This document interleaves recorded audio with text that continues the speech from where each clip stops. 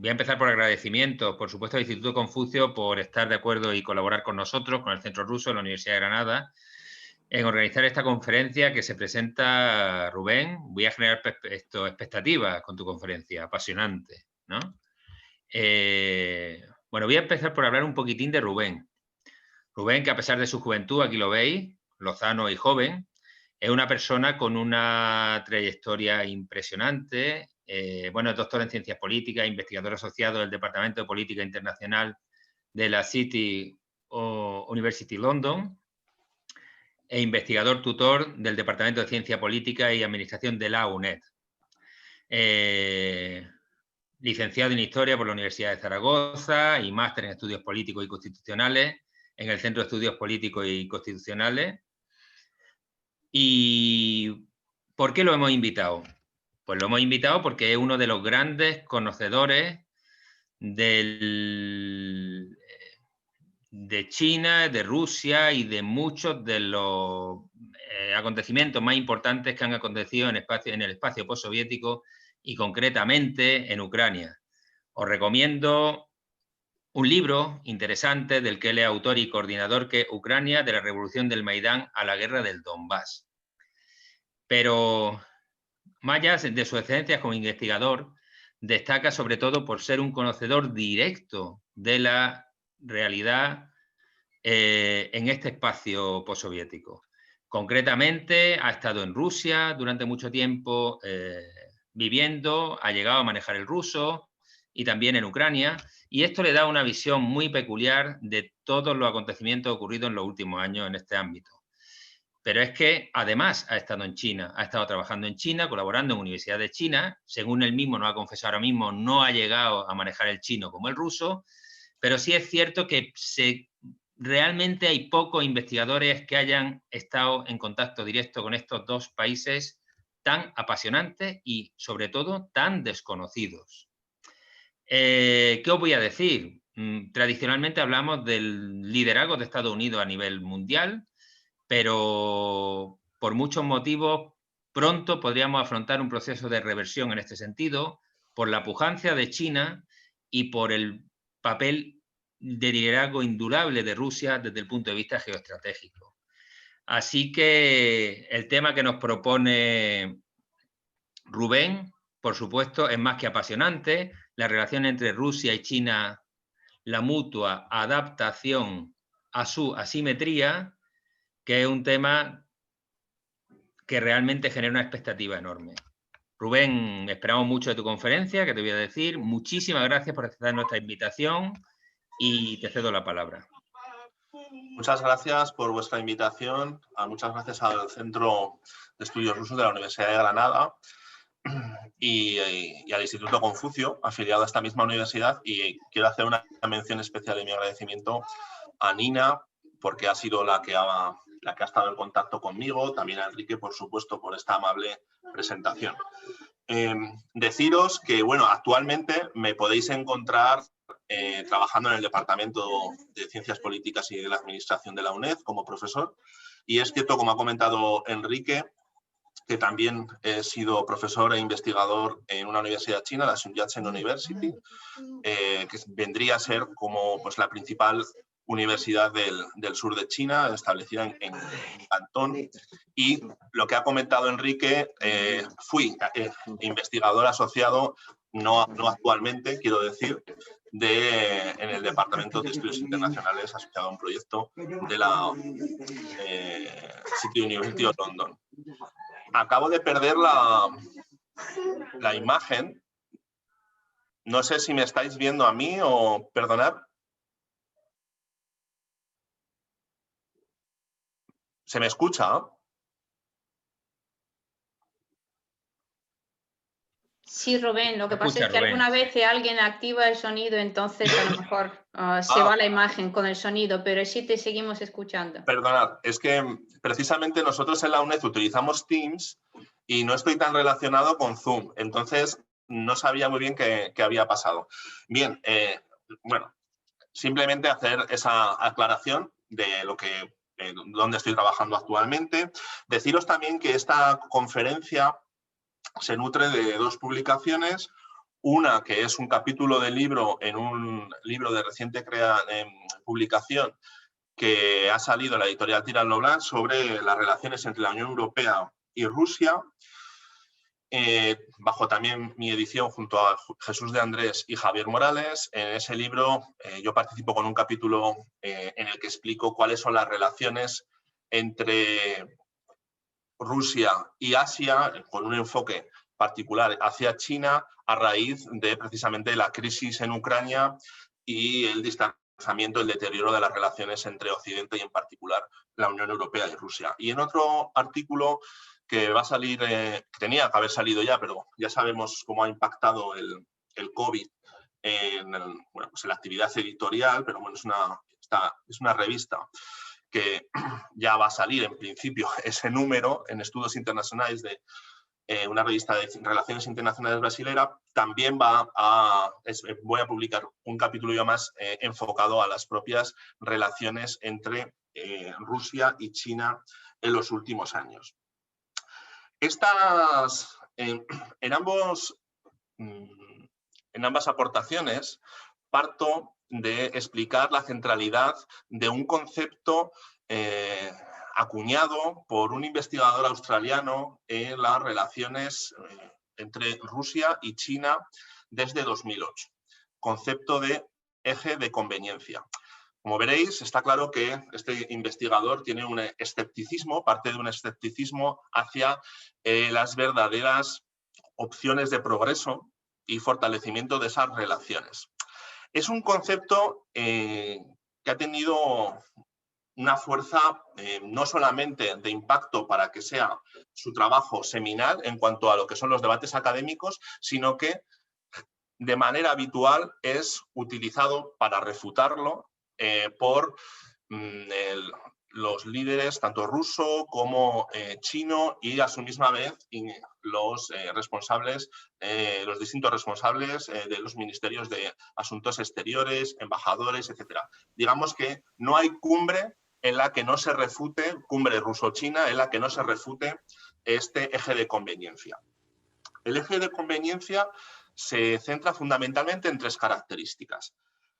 Una primera sería el escepticismo de cara a las divisiones que existen y que potencialmente serán más fuertes, según este autor, en cuanto a la interpretación del orden internacional deseado. Más allá de que actualmente, y ya desde hace 15 años, exista un acercamiento entre estas dos grandes potencias producto de su rechazo mutuo a lo que es el orden internacional bajo una hegemonía estadounidense. La segunda de las características sería identificar aspectos que, según Boboló, dificultarían en el terreno de las relaciones bilaterales la profundización de las relaciones entre Rusia y China. Destaca, por ejemplo, la preocupación de Rusia por la influencia china en el lejano oriente ruso, la región de Vladivostok o Khabarovsk, los distintos intereses en Asia Central y, asimismo, los distintos intereses desde la perspectiva de la economía y el comercio y cómo a nivel normativo eso se va a traducir en sus relaciones económicas y en particular de comercio e inversiones. El tercer aspecto que destaca Boboló sería el de la asimetría entre una gran potencia en ascenso al estatus de superpotencia, es decir, al estatus de una potencia que es capaz de cambiar las normas del sistema internacional, que sería el de China, y una gran potencia, pero en un estado en particular en cuanto a lo económico, en cuanto a la modernización de su infraestructura tecnológica, decadente, como sería para Boboló el caso de Rusia. Esto provocaría unas crecientes tensiones en su hipótesis que producirían pues la dificultad para ir profundizando con el tiempo en esa asociación estratégica. Por lo tanto, tenemos una hipótesis de Boboló en el sentido de que Rusia se negaría a ser el socio junior de esa asociación y progresivamente esto llevaría a tensiones lo suficientemente importantes como para bueno, pues, revisar la asociación estratégica o dejarla en un estado de congelación. El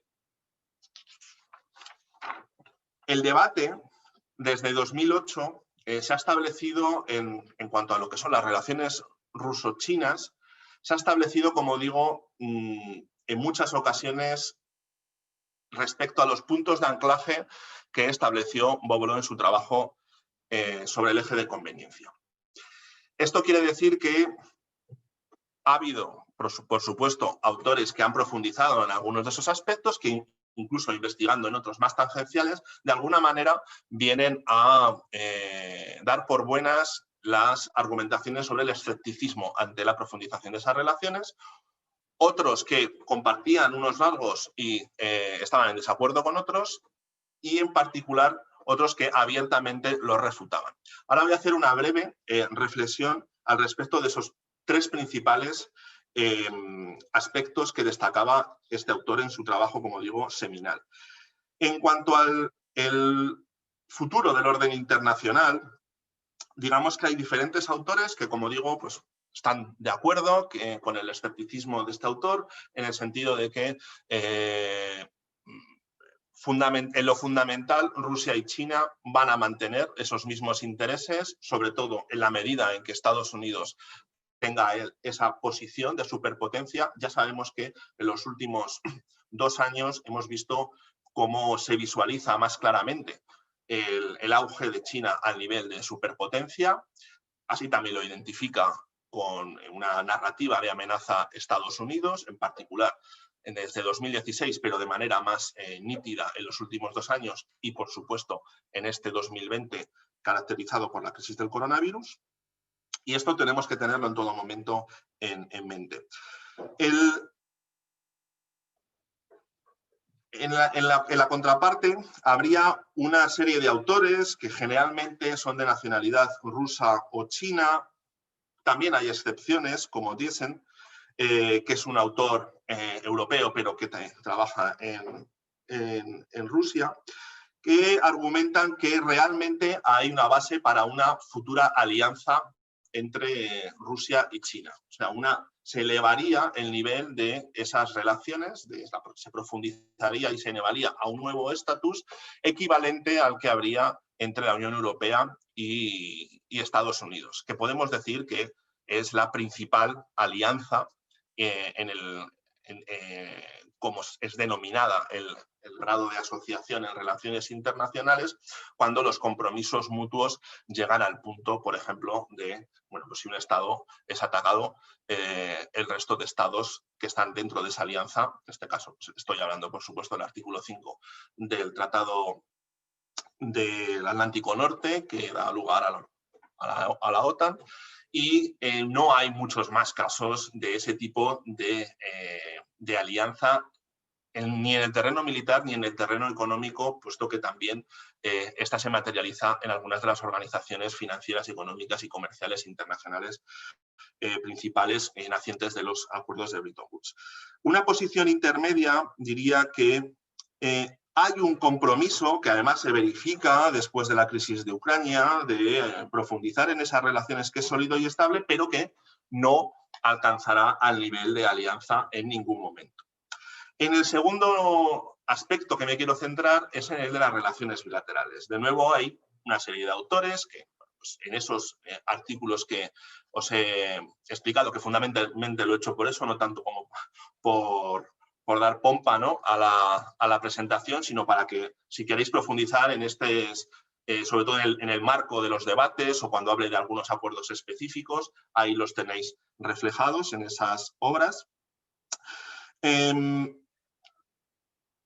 Frente a esa posición de acuerdo con el escepticismo de las relaciones bilaterales entre las dos grandes potencias, habría quienes dicen que, bueno, que realmente las fuentes de rivalidad, los diferentes intereses en Asia Central, la percepción de amenaza en el lejano oriente ruso, etcétera, se exageran y que, por lo tanto, no se puede hablar en ningún caso que sea una fuente de rivalidad con potencial de enquistar en los hechos esta relación.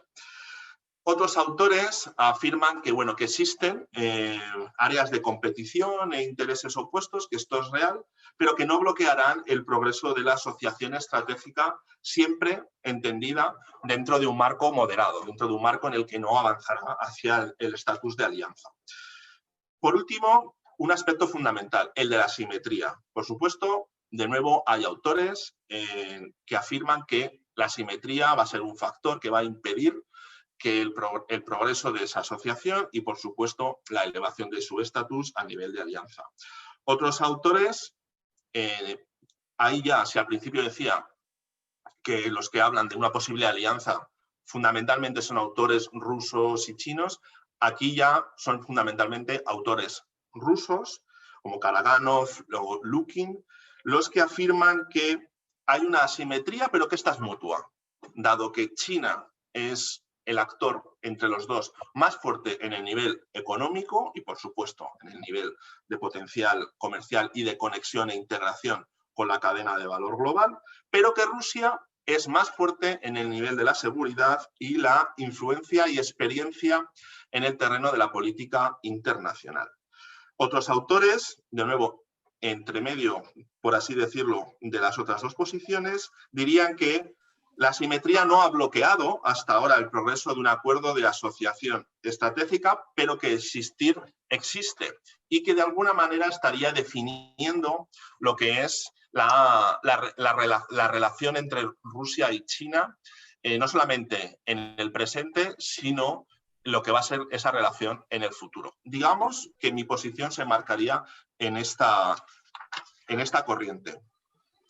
Voy a hacer un breve resumen sobre lo que son las relaciones ruso-chinas desde la desintegración de la URSS y, por lo tanto, el regreso a un estatus de soberanía estatal de Rusia. En los años 90, inicialmente y en particular en el periodo en el que fue ministro de Asuntos Exteriores Andrei Kozyrev, sabemos que hubo estamos hablando del año 92, 93 hasta el año 95, 96, sabemos que hubo una línea de doctrina de política exterior muy enfocada hacia Occidente, hacia ser aceptado en lo que se denominaba la comunidad internacional del orden liberal como un socio más y en particular, por supuesto, por Estados Unidos. Son los años, digamos, en los que Clinton llamaba por teléfono a Yeltsin para darle su opinión sobre si una determinada persona debía de ser nombrado en un cargo o no. Son los años, por así decirlo, en el que Yeltsin mismo en sus memorias se jacta de haber sido capaz de convencer a Clinton de que podía nombrar a Chernomyrdin como primer ministro y que eso no era un peligro. Esto hay que tenerlo en cuenta, aunque no es el tema de debate de la sesión, para entender también qué ocurre después cuando llega Putin al poder y entender, por ejemplo, en un debate que ahora está muy imbricado en la política internacional y en particular en la estadounidense, sobre la consideración de la injerencia exterior. Digamos que Putin ya es un alto cargo en ese momento, sabe cuáles son el tipo de comunicaciones que existen entre Yeltsin y Clinton, y cuando llega al poder, pues bueno, es conocedor de ello y tiene claro que esto va a ser revertido, ¿no? O que tiene la intención de que eso sea revertido. Volviendo al marco de las relaciones exteriores, Andrei Kozyrev fue un ministro de Exteriores que trataba de manera, por así decirlo, despectiva a China desde el marco de las narrativas de las grandes potencias. Digamos que no consideraba a China una gran potencia y, por lo tanto, aunque hubo esfuerzos chinos por hacer un acercamiento, por establecer una recuperación de las relaciones del buen tono de las relaciones entre ambas potencias tras unas relaciones muy conflictivas, en particular en las últimas 2 décadas de vida de la Unión Soviética, de alguna manera Kozyrev rechazó y sobre todo podemos decir que desatendió, ignoró esos esfuerzos. Esto cambió de manera radical una vez que llega Yevgeny Primachov al Ministerio de Asuntos Exteriores. Esto, y muchas otras cosas cambiaron con Primakov respecto al periodo de Koshirev. Digamos que Primakov imprimió lo que fue la doctrina del multivectorialismo y por lo tanto eso implicaba que, bueno, Rusia ya no únicamente se iba a enfocar a tener un buen tono de relaciones con Occidente, sino que iba a ampliar el foco de relaciones y, por supuesto, China iba a formar parte de ellas. Esto llevó de manera rápida a la firma de una asociación estratégica en 1997 entre Yeltsin y Jiang Zemin y también de manera rápida firmaron la Declaración Conjunta sobre un mundo multipolar y el establecimiento de un nuevo orden internacional. Lo he leído de manera literal porque es muy importante ver que ya en 1997 grandes potencias, se puede apostillar, latentes, no por la capacidad en aquel momento de influencia que atesoraban, ya están pensando en el multipolarismo, en la revisión del orden internacional. Ya están llamando a que es necesario establecer un nuevo orden internacional diferente al que Estados Unidos pretendía establecer en prácticamente los anteriores 6 o 7 años. No había pasado más desde la desintegración de la URSS y, por lo tanto, el fin de la Guerra Fría, el fin del bipolarismo. En 2001 ya tenemos a Putin en el poder y firma un nuevo acuerdo con Jiang Zemin, el Tratado de Buena Vecindad, Amistad y Cooperación, y entre 2001 y 2008 hay interesantes desarrollos, sobre todo más que en el terreno de la estructura, en términos de cooperación regional, con la formación de la Organización de la Cooperación de la Seguridad de Shanghái. Asimismo, desde un punto de vista, en mi opinión, más performativo que otra cosa, el establecimiento de los BRICS. Y también en el terreno bilateral son años de firma de muchos acuerdos. También se desarrolla, creo recordar, en el año 2006, el año de Rusia en China y el año de China en Rusia, lo cual provoca o proporciona, facilita un gran intercambio entre cuadros, académicos, estudiantes, que es vital para la recuperación de la confianza perdida, como digo, en las 2 últimas décadas de la Guerra Fría. A partir de 2008 tenemos ya un escenario distinto. Llega la crisis, la gran recesión global y Rusia también ya viene de un marco de deterioro, claro, de relaciones con Occidente. China ha emergido ya al nivel inequívoco de ser una gran potencia. En aquel momento ya es una potencia indiscutible en el terreno económico, si bien es cierto que con un enfoque más tímido en el terreno de la política exterior. En aquel momento, ya, por ejemplo, en el año 2009 hay una serie de negociaciones, de acuerdos entre Medvedev y Hu Jintao, en las cuales, en ese contexto, ya Medvedev utiliza, de hecho, en una reunión en Jabárovsk, en el desarrollo de un plan integral para el fortalecimiento del lejano oriente ruso, ya utiliza el concepto de Pavarot-Axis.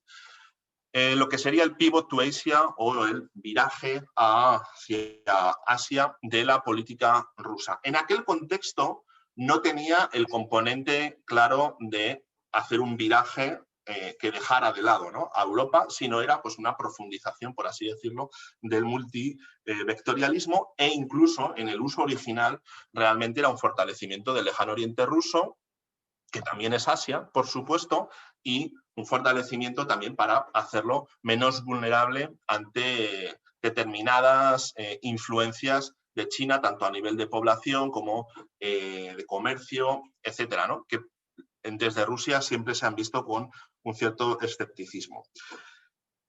Pero no fue hasta el año 2012 en el que Putin ya utiliza ese concepto de Pavarot-Axis, de pivot to Asia, de manera más consciente de lo que es sus implicaciones en política exterior. Y es interesante dónde lo hace. Lo hace en el foro de la APEC, de la Asociación de Países del Pacífico, en 2012, como digo, en Vladivostok. Un año antes había sido Obama el que había presentado ese mismo concepto, el de Pivot to Asia, como el viraje de la política exterior estadounidense, como para tener una prioridad en Asia. Y previamente, 2 semanas antes del foro de 2011 que se celebró en Honolulu, en Hawái, Hillary Clinton, que era entonces secretaria de Estado, publicó un artículo en Foreign Affairs sobre el propio concepto y lo que era el cambio doctrinal de política exterior. En el artículo no hubo ni una sola mención a Rusia. Rusia no aparecía en ese artículo, no aparecía, digamos, en la concepción de las prioridades en la región. Y, por supuesto, la parte rusa lo entendió como una afrenta, esa omisión, y en el año siguiente, por lo tanto, al hacer esa presentación también de una doctrina de política exterior, o al menos de una propuesta clara de interés en Asia Pacífico, que no comprende únicamente China, quiero decir, además eso es algo que siempre los diplomáticos rusos lo quieren enfatizar, ¿no? Están interesados en diferentes relaciones con países que para ellos son también bastante importantes en el terreno comercial, como puede ser Japón, Corea del Sur e incluso también, bueno, incluso no, sobre todo India. Pero como digo, tenía una relevancia performativa, una relevancia simbólica el dónde se estableció, dónde se anunció por primera vez ese Pivot to Asia ruso. En el año siguiente, cierto es, como ocurre en otras muchas ocasiones con la política exterior rusa, entre el equilibrio, o más bien el desequilibrio entre la retórica y las narrativas y los hechos, no hubo grandes avances, por así decirlo, ¿no? Tampoco en las relaciones con China, ni en general en lo que fueron las relaciones comerciales de un mayor posicionamiento de Rusia en Asia-Pacífico. Por lo tanto, cuando llega la crisis de Ucrania, que es el gran evento acelerador de las relaciones entre Rusia y China, producto del alejamiento, del deterioro, de las sanciones mutuas, esto merecería, por así decirlo, otra conferencia per se, pero bueno, es una temática que vosotros y vosotras estoy seguro que conocéis, al menos en los fundamentos básicos. Como digo, esa crisis de Ucrania provoca que llegue el Pivot to Asia ruso auténtico, el de verdad. Y si el Euromaidán empieza en noviembre del 2013 y, como sabemos, va a conducir al derrocamiento de Yanukovych en febrero, posteriormente a la anexión y ocupación y anexión, perdonad, de Crimea por parte de Rusia y finalmente a lo que es la guerra del Donbass, todo ello ya establecido en la primavera del 2014, coincidiendo con esa línea de conflicto, tenemos que en el otoño de 2013, sí, bien es cierto que no, porque coincida con la crisis de Ucrania, Xi Jinping anuncia el lanzamiento de la iniciativa de la Franja y la Ruta. Poco tiempo después se firma, si bien es cierto que ya venía producto de largas negociaciones en los 2 años anteriores, se firma el Tratado de Establecimiento de la Unión Económica Euroasiática. El 29 de mayo de 2014, entrando en vigor el 1 de enero del 2015. Y en mayo, ese mismo mes de 2014, Xi Jinping y Putin firman en Shanghái 47 acuerdos bilaterales. En aquellos acuerdos bilaterales, en aquella cumbre, que fue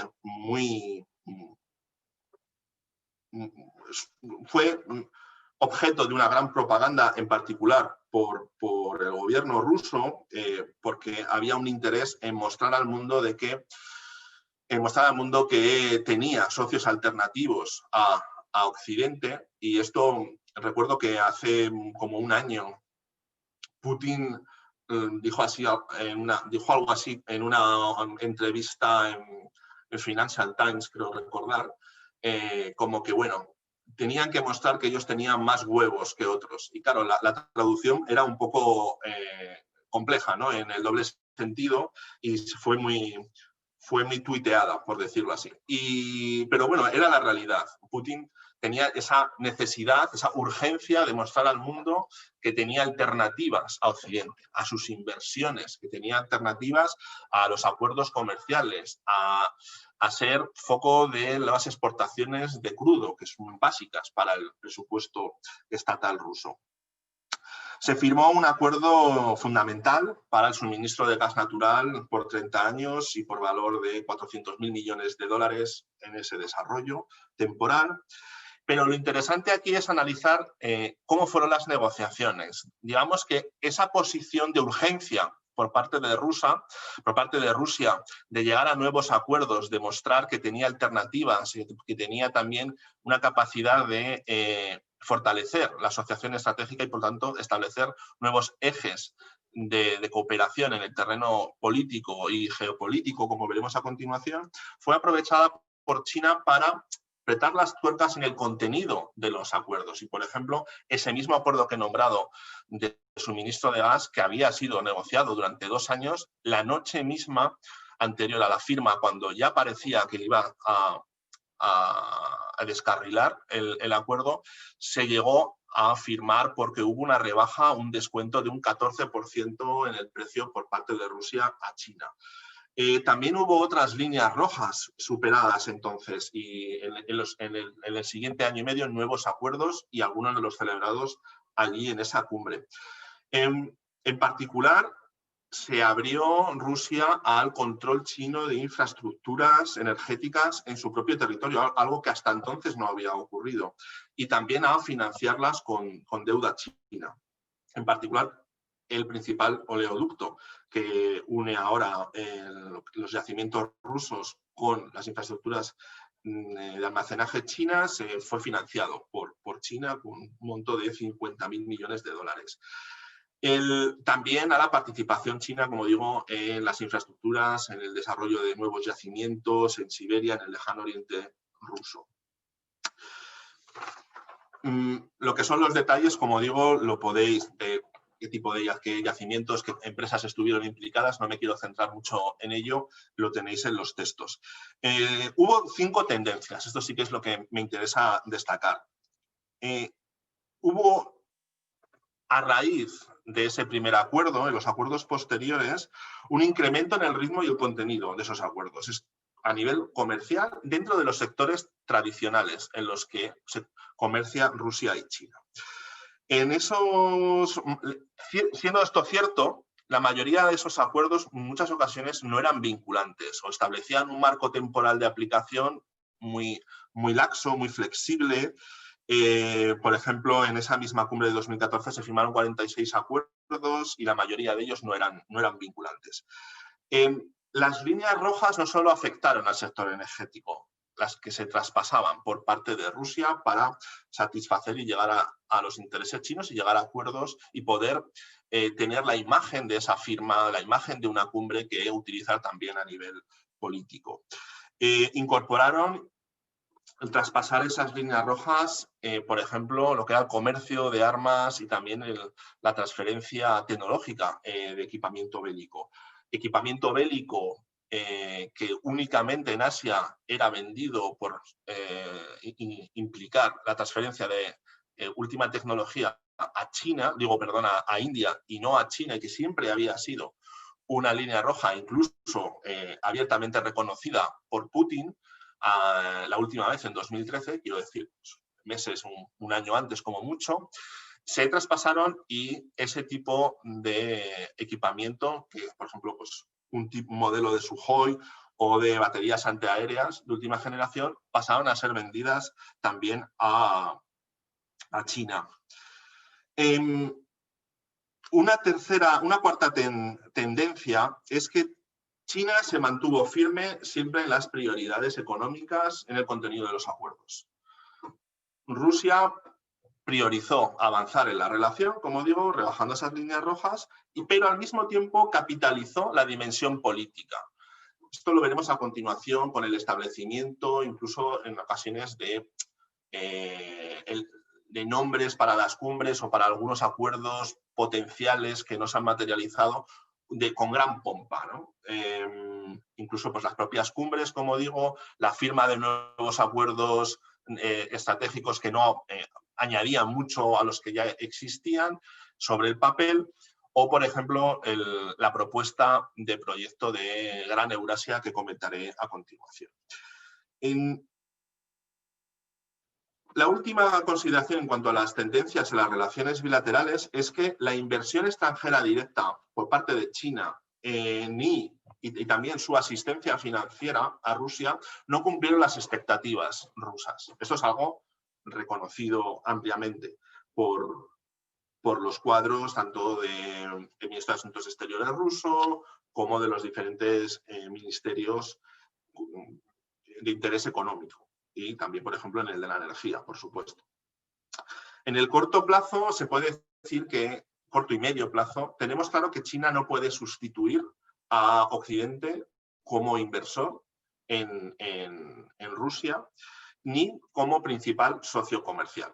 Esto podemos decir que es un hecho y es algo con lo que Rusia tendrá que trabajar, que operar en las siguientes 2 décadas, 3 décadas, quizás hasta que esa relación pueda llegar a ese nivel.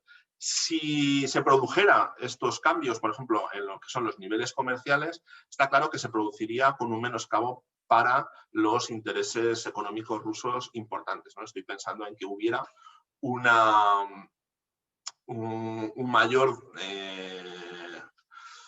descenso de los niveles de importaciones y exportaciones entre Rusia y la Unión Europea.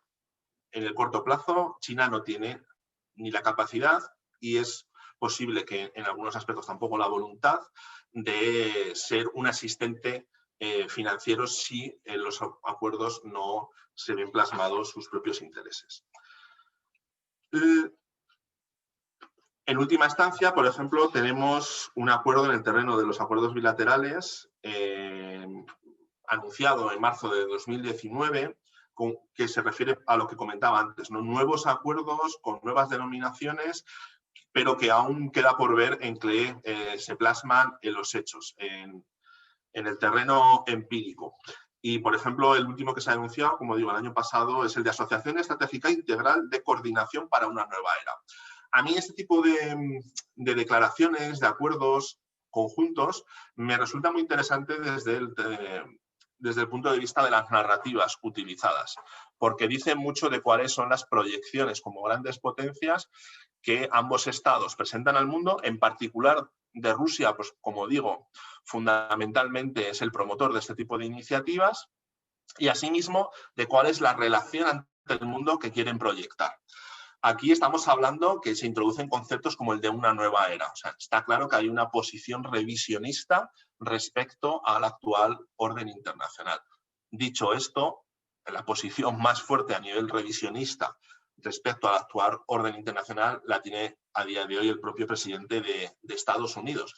Pero siempre cabe la posibilidad de que, por ejemplo, en las próximas elecciones haya un cambio en la presidencia y Joe Biden sí que sería una presidencia previsiblemente que vaya a deshacer lo hecho por Donald Trump en ese sentido y volver a tener como un objetivo prioritario mantener lo que son las bases del actual orden internacional.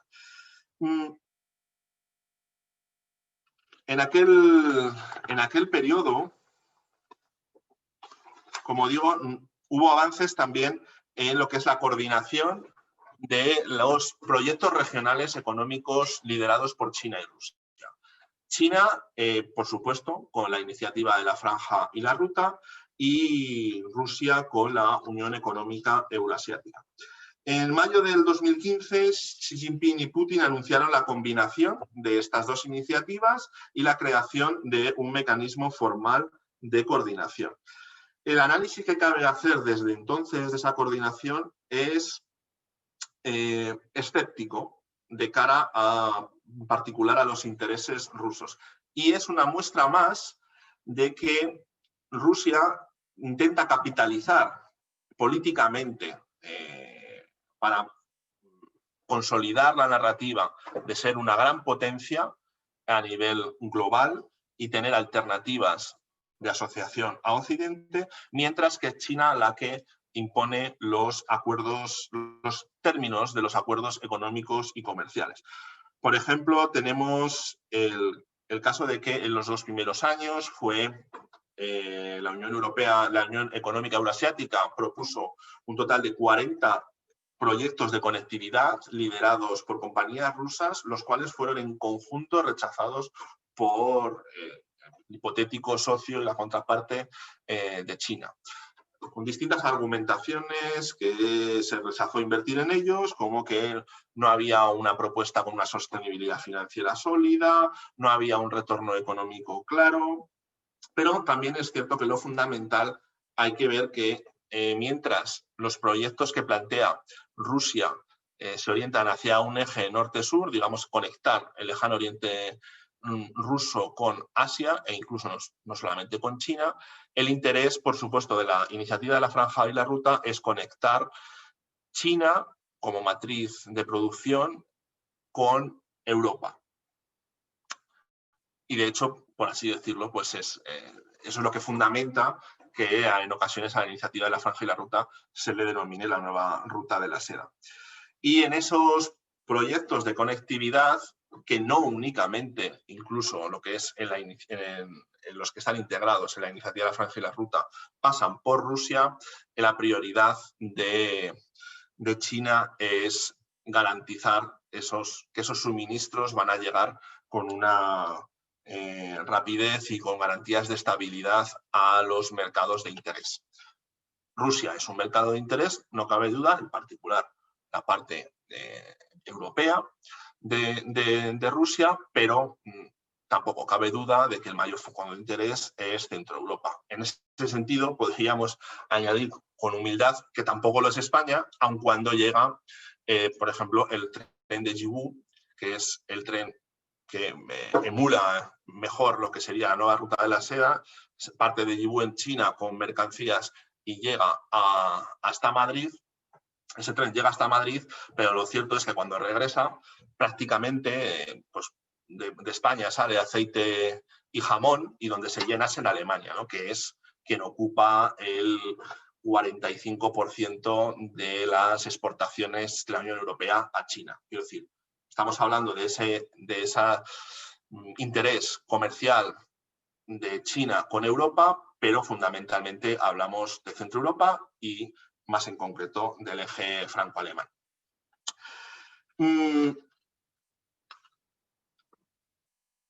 China, además, a pesar de esta coordinación presentada, como digo, de una manera muy pomposa entre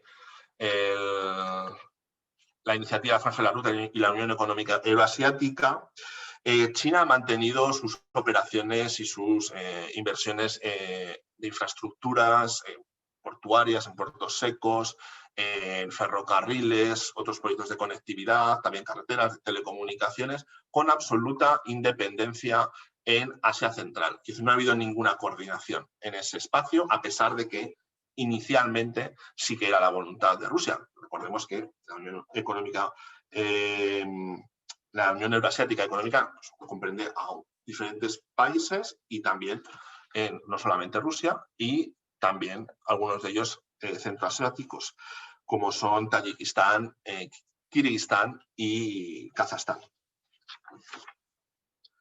Bien, las relaciones en esa línea de esa tendencia de un pacto, un acuerdo tácito de aprovechamiento económico de los acuerdos y aprovechamiento político de los acuerdos por parte de Rusia, económico por parte de China, tenemos el proyecto lanzado, nunca acabado por definir, por parte de Rusia de la Gran Eurasia, la Gran Asociación Eurasiática, como se denominaba al principio, más conocida en los ámbitos de la ciencia política, relaciones internacionales, los think tanks, etcétera, como el proyecto de Gran Eurasia. Este proyecto tuvo un origen intelectual en 2015 en un grupo de trabajo de preparación para la conferencia de Valdai, que precisamente la edición de este año se está celebrando en estos días, liderado por Sergei Karavanov y Timofey Bordachev, que planteaban que era el momento de pasar con una de las líneas de política exterior claves de Rusia, de la propuesta de Gran Europa, una propuesta lanzada en su día por Medvedev durante su presidencia, que era una unión comercial en términos aún por definir, pero en cualquier caso con esa voluntad, desde Lisboa a Vladivostok. Y decían que era el momento de pasar de la Gran Europa a la Gran Eurasia. En la idea de Karaganov y Bordachev, digamos que estaba la consideración de que en ese paso hasta ahí llegaban, ¿no? Las intenciones de que de ese proyecto formaran parte los estados europeos que son miembros de la Unión Europea. Y también ellos le proporcionaban una connotación muy clara de ser un proyecto geopolítico. Bordachev y Karaganov también tenían sus propias diferencias, digamos que posteriormente Karaganov esto lo fortaleció mucho más y hay un artículo bastante referenciado en 2018 de Sergei Karaganov, una personalidad muy influyente, no solamente en el debate académico, sino en los propios estamentos de la diplomacia rusa y del Ministerio de Asuntos Exteriores ruso, en los que Karaganov ya hablaba de un planteamiento muy abierto de nueva Guerra Fría y de lucha de bloques entre lo que él denominaba la Gran Eurasia, que sería una alianza continental fundamentalmente entre Rusia y China como las dos principales grandes potencias y en pie de igualdad, no considerando, por tanto, que hubiera ninguna asimetría, y lo que él denominaba la Gran América, que era una alianza entre Estados Unidos y la Unión Europea, en la que la Unión Europea tenía un papel absolutamente subordinado. Entre esa primera iniciativa de Karaganov y Bordachev hasta el momento en que es presentada la iniciativa por Putin en 2016 en el foro de San Petersburgo, hay otras aportaciones de Lukin, de Trenin, que son también pues, figuras muy relevantes en el debate de las relaciones exteriores en Rusia, representantes asimismo de diferentes escuelas y cuyas opiniones, como digo, están bastante desarrolladas en los dos trabajos que antes os he presentado. Lo interesante es ver que tampoco a día de hoy, ni siquiera Putin lo hizo de una manera muy clara, hizo una presentación ambigua respecto a si se iba a tratar de un proyecto eminentemente o exclusivamente económico, de integración económica, o si iba a tener connotaciones geopolíticas. Tampoco en dónde se cerraba la invitación a participar geográficamente. Y Putin sí que en 2016, ya ha corrido tiempo desde esto, pero no ha habido una aclaración posterior, sí que lo dejaba abierto a los estados europeos, digamos que, por decirlo vulgarmente, lo dejaba en su tejado, pero que él lo planteaba como un proyecto abierto. Un proyecto, como digo, muy ambicioso en los términos, planteado como para ser capaz de vertebrar en términos de esferas de influencias el nuevo orden internacional y que responde, como digo, a esa ambición de Rusia de utilizar sus relaciones, sus acuerdos con China para consolidar, para anclar su estatus de manera performativa como una gran potencia, como actor global que se tiene que sentar a la mesa en pie de igualdad con el resto de superpotencias. Un estatus, por así decirlo, que en términos de capacidades estructurales es dudoso que le pertenezca hoy en día a Rusia en pie de igualdad, por ejemplo, con Estados Unidos o China, y en términos económicos con la Unión Europea. Bien, es cierto que la Unión Europea no tiene una política exterior común y también tendría, en mi opinión, sería ahí sí un buen ejemplo, una asimetría en el terreno militar con respecto a Rusia, ¿no? El coronavirus, la crisis del coronavirus, como en tantas otras cosas en el ámbito de las relaciones internacionales y de las cuestiones de interés global, más que haber sido un evento que haya modificado las tendencias o que haya imprimido una influencia disruptiva y de cambio, lo que tenemos es una aceleración de esas tendencias previas que habíamos identificado en las relaciones entre Rusia y China. En mi opinión, como digo, la crisis del coronavirus ha acelerado también otros procesos. Está claro, en lo que es el propio paso, la acentuación del paso de la rivalidad a un marco de enemistad entre Rusia, entre Estados Unidos y China, que bueno, pues amenaza también con ser un nuevo ordenador del sistema internacional en un sentido de plantear un marco, sobre todo a nivel de narrativas, pero también de esferas de influencia de bipolarismo y similar al de la Guerra Fría. Se podría discutir, y yo de hecho lo he hecho muchas veces, la validez, ¿no?, de reeditar, pero sobre todo en lo que es el enfoque, sí que en el último año hemos tenido ese tipo de aceleración. Algo que, por supuesto, también es muy relevante tanto para Rusia como para la Unión Europea, en el sentido de que obliga a posicionarse en ese marco si finalmente se consolidara. En cuanto a lo que son las influencias del marco internacional actual que ha provocado la crisis del coronavirus, en las relaciones entre Rusia y China, vemos que ha acentuado la dependencia económica de Rusia con China, en el sentido de que además ha tenido, digamos, una coincidencia con aspectos coyunturales que ha debilitado a Rusia, como la caída de los precios del crudo, el debilitamiento de nuevo, el deterioro de las relaciones con Occidente y en particular con la Unión Europea, nuevas sanciones, y esto hace que sea más dependiente aún todavía de las inversiones chinas y asimismo de la necesidad de exportar crudo a China. Y China de nuevo ha vuelto a utilizar esa vulnerabilidad rusa para conseguir mejores precios. También necesita la asistencia, la participación, la inversión china en las grandes transformaciones tecnológicas estructurales. Es un debate que ha tenido gran presencia en Estados Unidos y también en Europa, el de la instalación de los sistemas de 5G. También ocurre lo mismo en Rusia. Y China utiliza esa vulnerabilidad para introducir otros elementos en la contrapartida de los acuerdos para seguir traspasando esas líneas rojas en términos económicos, pero también en términos de seguridad nacional de Rusia. Hay que entender que hay acuerdos de comercio de equipamiento bélico que implican la transferencia de tecnología. Y esto para un Estado, quizás para cualquier Estado, pero para un Estado que tiene una identidad tan enraizada de gran potencia como es Rusia, inequívocamente supone una amenaza a su seguridad nacional. Las conclusiones de esta sesión. Vemos que hay un progreso, o sea, si tomamos de nuevo, tenemos en mente esos tres aspectos que destacaba Bogoló en su trabajo seminal de eje de conveniencia, vemos que hay un progreso de asociación estratégica. Digamos que ahí no habría acertado este autor, ¿no?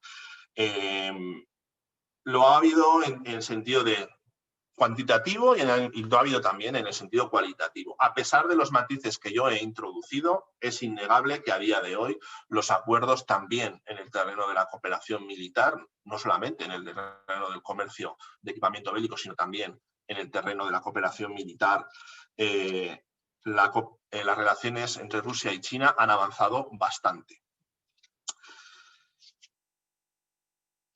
Y es así, en mi opinión, por distintos intereses de tipo estructural, por la situación del actual orden internacional, por el antagonismo mutuo ante Estados Unidos, pero también porque ambos liderazgos se han esforzado de manera sincera por ser capaces de limar las diferencias y priorizar la firma de esos acuerdos. Ha habido, como digo, una adaptación mutua a esa asimetría. ¿Hasta qué punto esa adaptación puede continuar en los mismos términos? Ahí ya es donde puede caber dudas para el futuro. Quiero decir, hasta ahora Rusia se ha ido acomodando a esa situación de socio junior. El contexto era muy complicado, también es cierto. En ocasiones podemos decir que también dificultado por las propias decisiones en política exterior del Kremlin, pero en cualquier caso ha podido afrontar el mantener el estatus de gran potencia que ha querido construir desde la llegada de Putin a la presidencia, en buena medida gracias a tener ese apoyo de China, que por otra parte ha sabido utilizar para ir garantizando sus intereses, no solamente en los acuerdos bilaterales, sino también, es algo que no he comentado suficientemente, pero bueno, la sesión ya está durando bastante, en el sentido de que los acuerdos entre la Unión Económica Euroasiática y la iniciativa de la Franja y la Ruta, China también ha ido introduciendo elementos de liberalización. Elementos de liberalización que claramente estaban en la agenda y lo están no solamente en sus relaciones con Rusia o con el euroasiático, sino asimismo en la economía global, favorables a la liberalización de la economía, favorables a todo lo que tenga que ver con el proceso de globalización, y Rusia tenía un enfoque absolutamente distinto. Bueno, está claro que Rusia entiende que es un Estado que hoy por hoy sus empresas son menos competitivas que las chinas y todo lo que sea liberalizar su mercado o el de sus socios en la Unión Económica Euroasiática es un problema. Y China ha conseguido avanzar en ese sentido. Digamos que ha habido una conexión, una comprensión de distintas prioridades que era complementaria. Por lo tanto, ese desequilibrio, esa asimetría, al contrario de lo que pensaba Bóbolo, no ha impedido el progreso.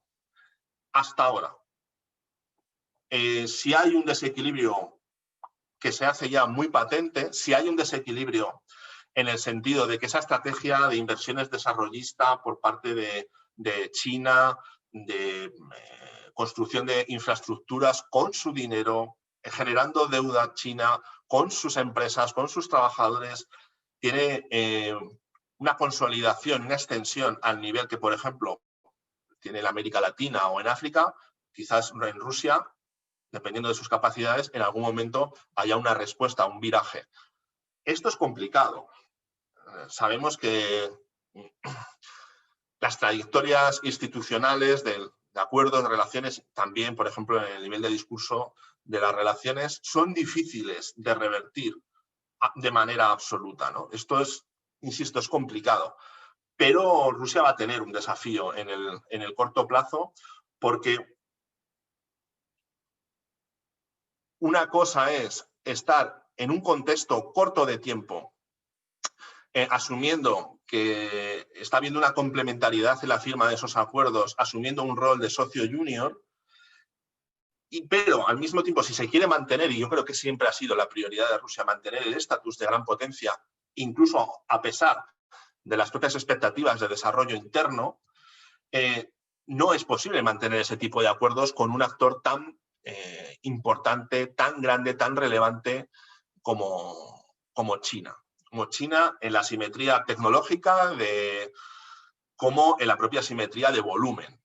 O sea, China es un actor diferente a cualquiera que hayamos conocido hasta día de hoy en sus volúmenes, en términos de lo que es la presencia internacional como superpotencia.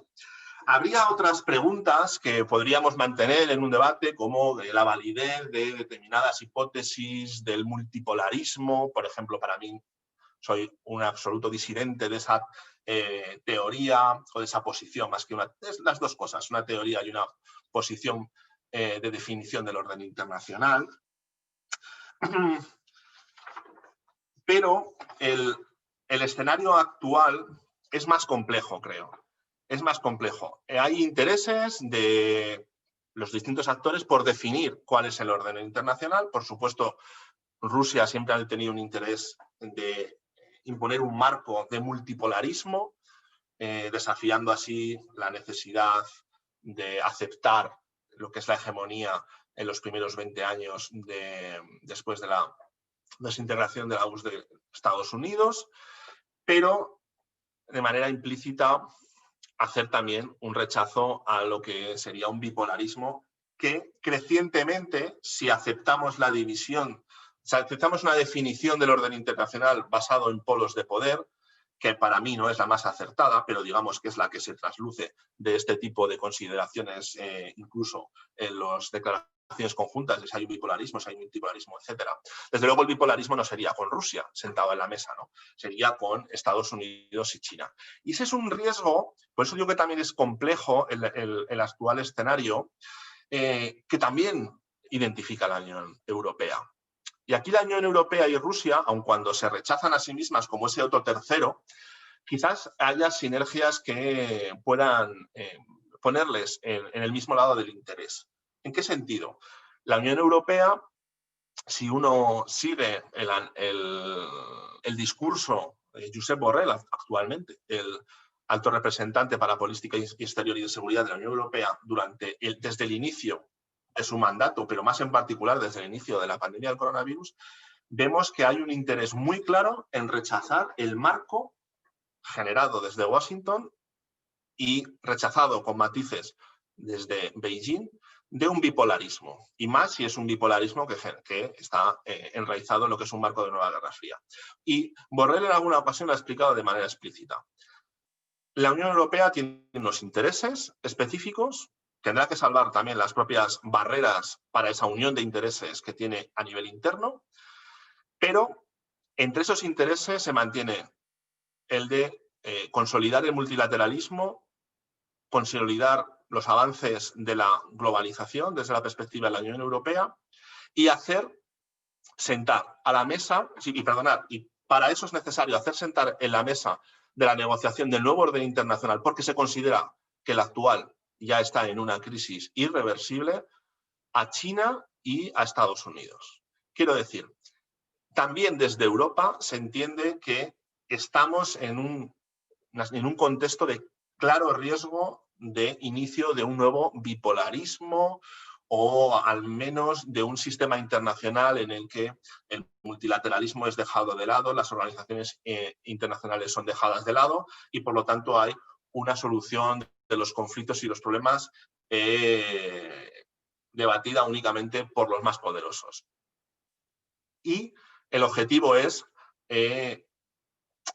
ser capaces de generar nuevas instituciones, quizás que reconozcan también en mayor medida el poder de esas nuevas superpotencias, pero que admitan también tu presencia.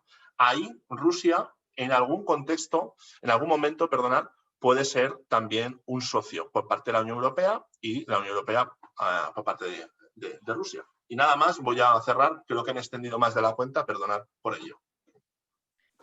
Bien, Rubén, muchas gracias por esta excelente conferencia, muy sugerente, sobre todo, en los planteamientos que ha hecho, y creo que a todos los participantes nos ha despertado muchísimo interés y seguramente preguntas. Podéis hacerlas vosotros mismos a través del chat. Te voy a transmitir dos preguntas que se han formulado hasta ahora. Una es, ¿qué significa, nos la hace Nina Kriesova, qué significa la línea roja en la política rusa?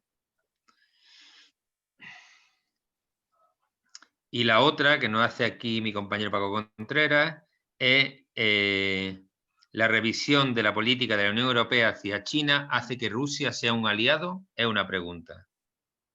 Te la repito, la revisión de la política de la Unión Europea hacia Rusia hace que hacia China hace que Rusia sea un aliado. Que sea un aliado de la Unión Europea. Entiendo yo. Sí, dice que sí, Paco. Yo diría que no. Las conexiones en las relaciones son bien distintas entre la Unión Europea y Rusia y la Unión Europea y China, tanto en el terreno económico como en el terreno de los posibles equilibrios, ¿no? En cuanto a amenazas. De hecho, algo que yo he estado estudiando en los últimos meses en el contexto del coronavirus es que cuando la Unión Europea establece el marco de amenazas que provienen de la presencia china en el terreno comunitario, lo hace claramente con una plantilla de vocabulario, de léxico, que viene de su definición de las amenazas establecidas para con Rusia. Esto es muy claro, por ejemplo, en los informes de desinformación, hasta el punto que, aun cuando en las declaraciones últimas de tanto del Parlamento Europeo como una por parte de la Comisión, cuando llegaba el momento de los párrafos donde se hablaba de desinformación, de influencia exterior, y ahí se establecía una equivalencia entre el impacto de la desinformación rusa y China por primera vez, que siempre antes había habido un enfoque muy claro hacia Rusia, no se hacía en esas declaraciones una distinción y después se iba a los informes más pormenorizados y con una validez empírica de qué casos se consideraban los de desinformación, y pues, la mayoría eran rusos, e incluso en los casos chinos ni siquiera el objeto de la desinformación era la Unión Europea, ¿no? Sino era entrar en una serie del blame game, de casos de blame game que ha habido entre Estados Unidos y China, ¿no? Y ahí digamos que se posicionaba un poco la Unión Europea tomando esos casos como, bueno, pues de socio menor, en cierto modo, de Estados Unidos, e integrándolos en su propio análisis de amenaza hacia China. Esto quiere decir, la respuesta que le doy a Francisco, es que no solamente no puede suponer que haya que favorezca, ¿no?, un regreso a unas buenas relaciones con Rusia, sino que es al revés. Realmente la Unión Europea tiene una construcción de su propia identidad muy basada en la amenaza externa, que es algo que todos sabemos que la construcción de una identidad nacional es muy común. La Unión Europea tiene sectores políticos que aspiran, si no a una identidad nacional, sí que a una construcción de identidad común que permita una mayor cesión de competencias a las instituciones comunitarias y en particular en política exterior. Con lo cual, digamos que en la lógica histórica tiene cierto sentido, pero claro, al final pues, esa influencia, la que se identifica como una amenaza, pues es la de Rusia, sobre todo a raíz de esta pandemia, en términos de inversiones también ya desde el 2016 China, y a Donald Trump.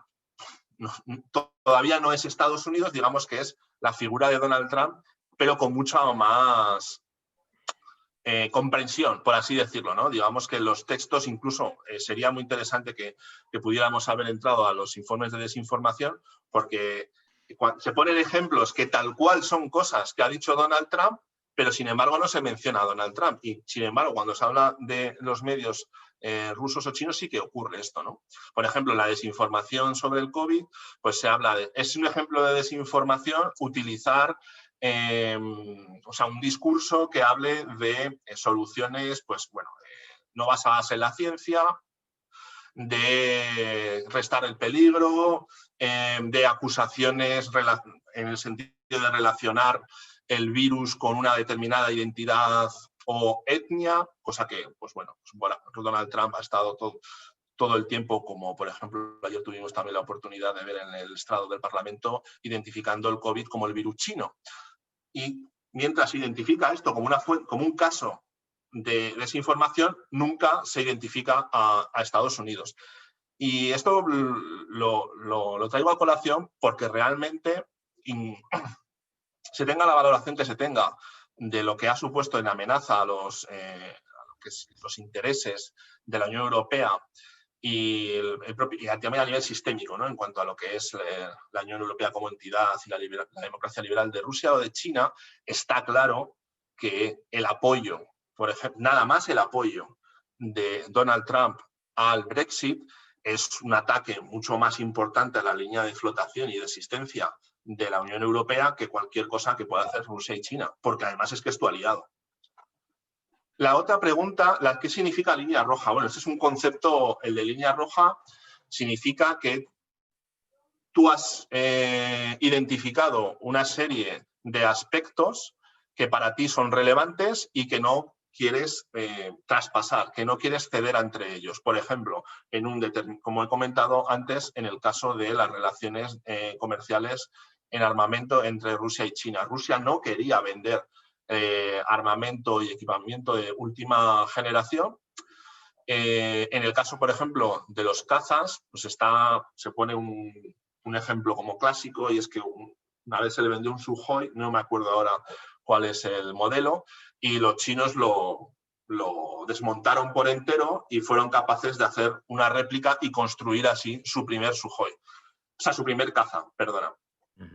Y esto para Rusia era entonces una línea roja, en el sentido de que no quería que se traspasara y que no quería ceder porque entendía que era contraproducente para sus propios intereses. Y en los últimos años se han pasado muchas líneas rojas. Vale, mira, otra pregunta que te hace aquí Federico es ¿hasta qué punto son compatibles las estructuras políticas autoritarias dictatoriales con ejercer o casi ejercer un liderazgo mundial? A ver, aquí habría como dos preguntas, ¿no? Es muy interesante la reflexión. Yo entiendo que habría como dos preguntas. Una es si por capacidades un régimen dictatorial puede llegar a ser ese polo, ¿no? Ese polo de liderazgo a nivel global. Yo diría que atendiendo a la historia, la respuesta es sí. De hecho, yo tengo mucho respeto por la historia, me gradué inicialmente en historia y considero que la democracia es un sistema, con todas las fallas que le queramos identificar a la democracia liberal, es un sistema de corta vida. No tenemos, desde una perspectiva politológica de estudios comparados, tenemos apenas 2 siglos y siendo muy generosos en la identificación de democracias liberales en el siglo XIX, de lo que es la democracia liberal, de su estabilidad. Ahora lo damos por hecho, pero en mi opinión estamos en un contexto de franca vulnerabilidad ante una revisión de esto en términos históricos y también por la acelerada y en ocasiones no muy reflexionado avance de la tecnología e inteligencia artificial, el impacto que esto puede tener. Pero ya respondiendo también en la segunda parte que quería hacer a la pregunta, esto mismo se lo plantean expertos chinos de relaciones internacionales en el sentido de que ven que hay un problema para ser China un polo de liderazgo en el sentido de que sea un polo porque atraiga a tu sistema también a nivel global. Y lo hay desde una perspectiva de lo que ellos llaman el liderazgo moral. Hay un problema en el liderazgo moral. Entienden que su sistema responde a unas necesidades muy particulares, aun cuando puedan estar a favor esos mismos expertos de lo que es la necesidad o incluso la legitimidad del sistema político chino para China, pero que entienden que tiene problemas no solamente para ser exportado, sino también para ser un polo de atracción y al mismo tiempo permitirle ese liderazgo moral en el orden internacional. Vale, muy bien. Pues en el chat no hay más preguntas. Yo te voy a hacer una preguntilla. Yo tuve ocasión de vivir en Rusia entre los años 90 y 99. Y yo creo que hay una figura que quizás fue el detonante de lo que ha ocurrido después, del que no se ha hablado mucho, aquí particularmente, que es Sergei Kirienko, concretamente, ¿no? Que digamos que la crisis económica que se generó en Rusia fue tan brutal que provocó de alguna manera también el ocaso de Yeltsin, ¿no? Como dirigente, ¿no? Porque lo impuso al Parlamento y de esa imposición salió un desastre económico cuyas consecuencias Rusia todavía sufre, de hecho, ¿no? Es la primera gran inflación del rublo hasta cotas cercanas, como quedó después, ¿no? Porque estuvo ahí con vaivenes importantes.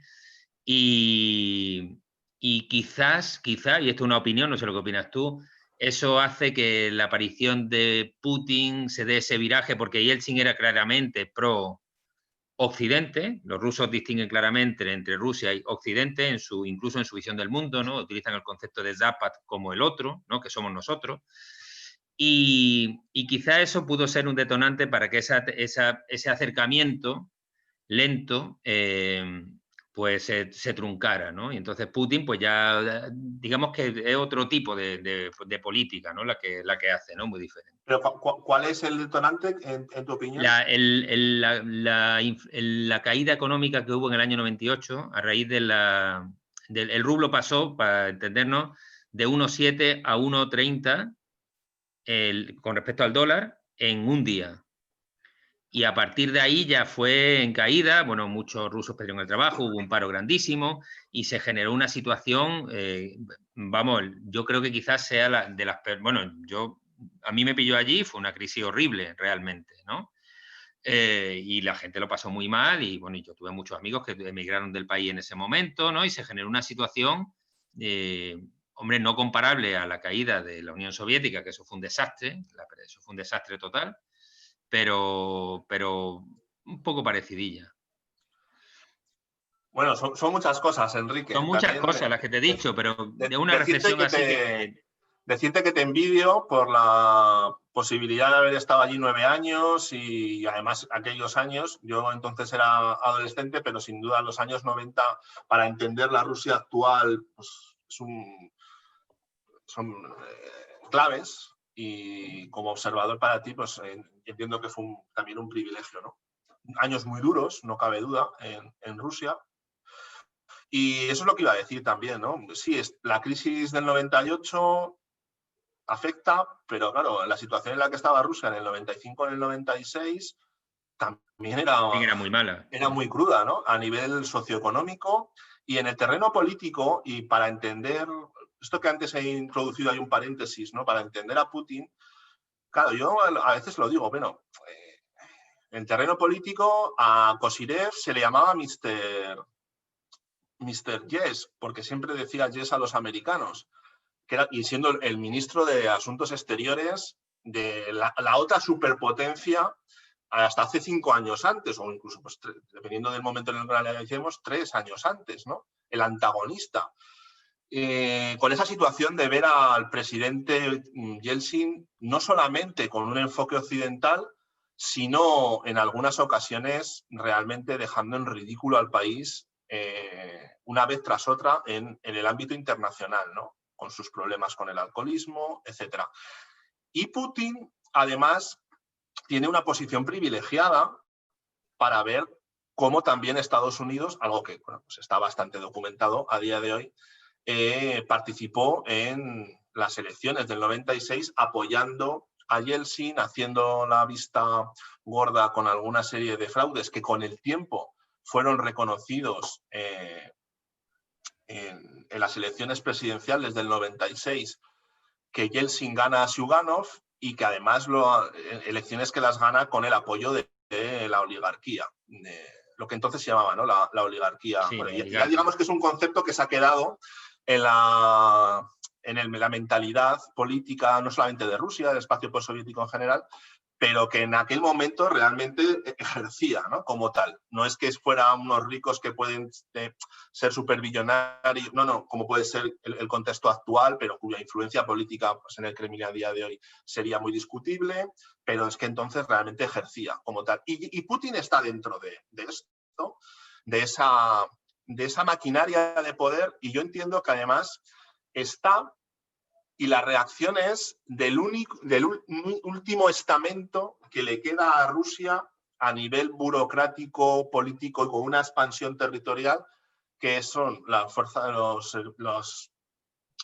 de seguridad, el FSB, y hay una alternativa política que se genera en un contexto, como tú has comentado, con Kiriyenko, pero vamos, que es que hay un contexto, cuando llega Putin, en 1 año y medio, no llega a los 2 años, hay 4 primeros ministros nombrados por Yeltsin. Putin es precisamente el menos conocido en ese momento, pero en la capa soterrada de lo que es la influencia política, a la que no está en la primera línea de los medios, realmente es el que llega con más capacidades para revertir la situación y revertir, por ejemplo, lo que es el dominio de la política rusa de la oligarquía. Y también llega con esa posición de privilegio de haber visto cómo Estados Unidos ejercía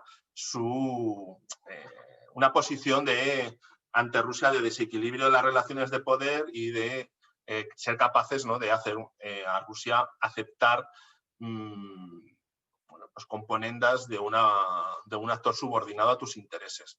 Entonces, a pesar de ello, es cierto que Putin en los primeros años de su presidencia no hace un viraje respecto a lo que es una política exterior de cooperación con Occidente y en particular con Estados Unidos. Eso se ve en la operación de libertad duradera en Afganistán, se ve en otro tipo de apoyos a conflictos internacionales en los que está inmerso Estados Unidos, y cuando sí que va cambiando es cuando entiende que ese tipo de gestos no son correspondidos por Occidente en lo que Rusia llama el extranjero cercano.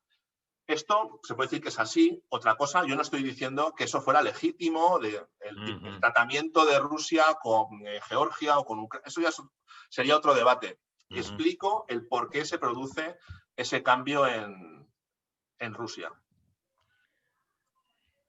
Pues nada, muchas gracias, muy interesante. Pues bueno, si no hay... Aquí aparece una pregunta. ¿Cuáles son las probabilidades de una resolución bélica por los actores principales en el actual escenario tan abierto a cambios geoestratégicos radicales o novedosos? Pero aquí no me queda claro qué escenario, de cuál escenario se habla. Porque no sé si se habla a nivel global o en alguno de los escenarios particulares del espacio postsoviético. Global. Que de hecho, global. Pues si se quiere conectar la persona que ha hecho la pregunta. Es que tiene un nombre de página, no tiene página web. Si quiere hablar, no sé. No puede, ¿no? Si quiere hablar. Hola, buenas tardes a todos. Enhorabuena a Rubén por esa conferencia tan compleja como la situación actual de la política internacional. Y gracias también al Centro Ruso de la Universidad de Granada por brindarnos con esa oportunidad, ¿no?, de escuchar una cosa tan realmente apasionante, interesante y sugerente. Pues soy Akram, el profesor de árabe de la Universidad Akram, de Granada. muy buena. Muy buenas, Enrique. No sé si queréis, bueno, me he identificado ya, ¿no? Ya sí está identificado, Akram. Y la pregunta está claro que clara, ¿no, Rubén? No sé qué piensa. Porque, claro, estamos hablando de unas relaciones que están muy abiertas a cambios radicales en todos los sentidos, en el sentido geoestratégico que he utilizado.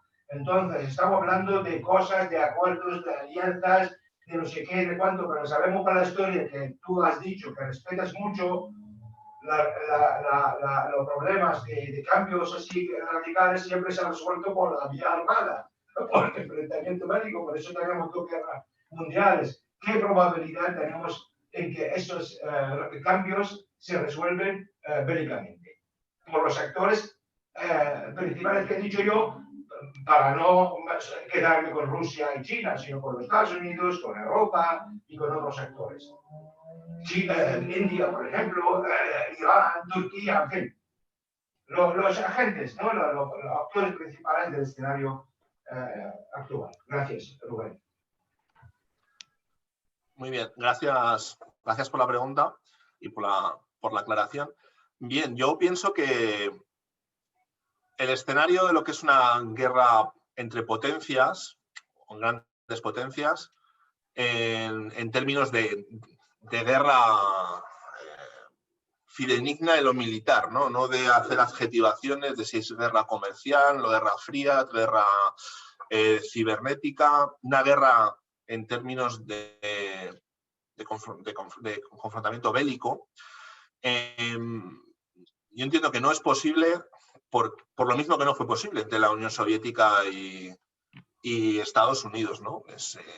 Una vez que está en juego el armamento nuclear, los riesgos que se abren ante un enfrentamiento bélico entre superpotencias, grandes potencias, digamos grandes potencias que tengan una capacidad de armamento nuclear lo suficientemente válida como para dañar con ese armamento al contendiente, elimina, ¿no? Se denomina de hecho como doctrina de destrucción mutua asegurada en la Guerra Fría, y ahora nada ha cambiado en ese sentido. ¿Y qué ocurría en la Guerra Fría? Bueno, en la Guerra Fría lo que sí que había fue un periodo que no fue ausente de guerras calientes. Hubo muchas, pero la había entre estados o a nivel interno, pues en forma de guerras civiles en regiones de interés para esas superpotencias, en regiones donde había, pues bueno, tensiones de frontera, por así decirlo, entre las diferentes esferas de influencia, y en ocasiones había una participación directa de una de esas superpotencias, y en otras ocasiones había un apoyo a uno de los contendientes o a varias facciones de los contendientes, que era lo que se denomina las proxy wars, ¿no? Las guerras por subordinación.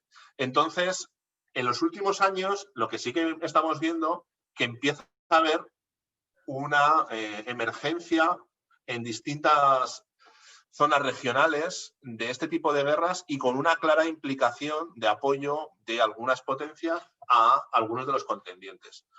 Lo hemos visto en Siria, lo hemos visto en Libia actualmente, con unas características también particulares en Ucrania, y en eso sí que vamos a estar, yo creo que no hay duda, y de hecho ahí también vemos lo que puede cambiar. Yo creo que ahí sí que vamos a ver qué es lo que puede cambiar. O sea, es interesante plantearse qué es lo que puede cambiar en la siguiente década o década y media, por ejemplo, con la actitud de China, ¿no? Que China es una potencia, una superpotencia, en mi opinión ya, que de momento no entra en eso de manera muy explícita, al menos.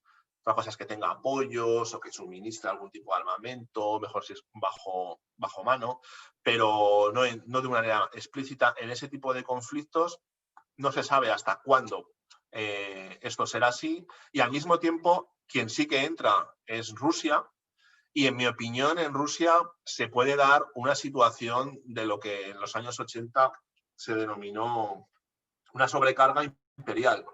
Es decir, un Estado que, por mantener su estatus de potencia en el nivel internacional, deja fuera de la consideración de las prioridades el propio desarrollo interno. Yo creo que esto sería además lo que diferenciaría fundamentalmente la forma de entender la política exterior de Rusia y China desde el año 90, por ejemplo, desde que Rusia es un Estado independiente y desde que China, después de los hechos de Tiananmen, se consolida que ese va a ser el régimen político, pero en paralelo se abre a la globalización.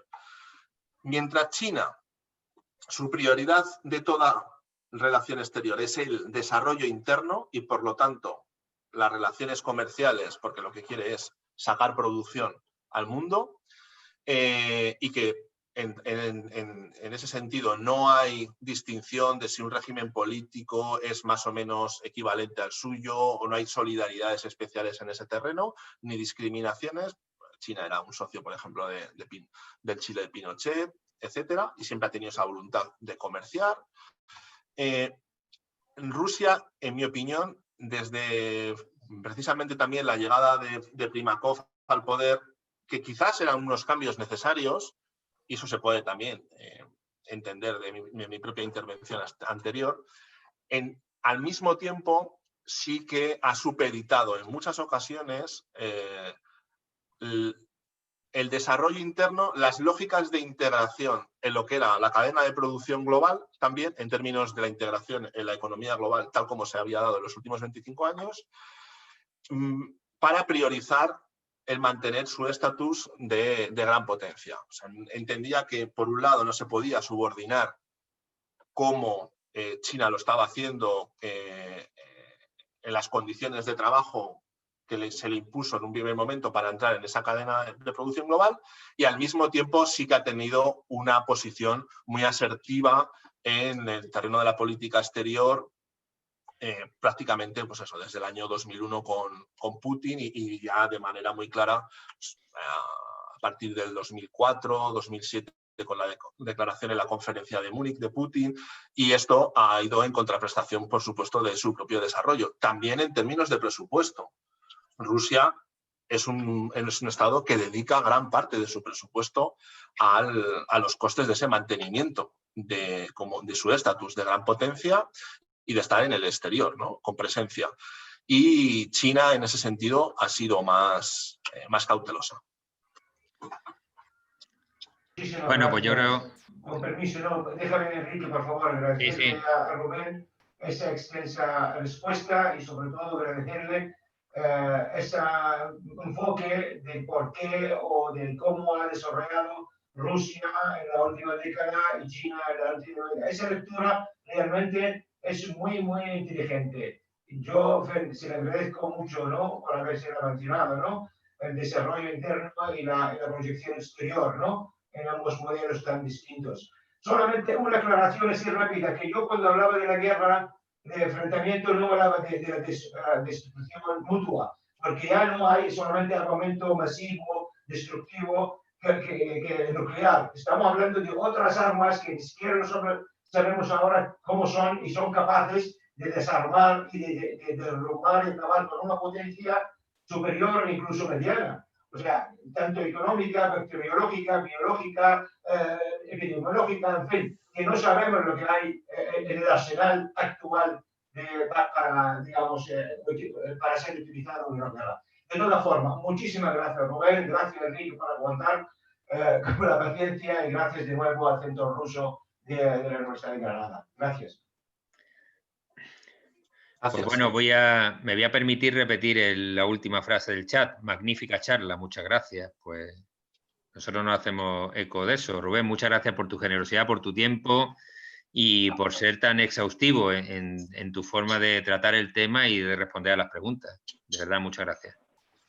Muchas gracias también, digo yo, que he aprendido mucho con esta conferencia. La verdad es que no puedo opinar mucho porque la política no es mi fuerte, pero sí desde dentro, desde lo que conozco yo de Rusia, me ha aclarado muchas dudas, muchas preguntas que tenía. Muchas gracias, Rubén. Gracias, Nina, gracias, Enrique, y gracias al resto de asistentes a esta charla. Esperemos que algún día se pueda repetir, pero en persona, ¿no? Para poder al menos estrecharnos la mano.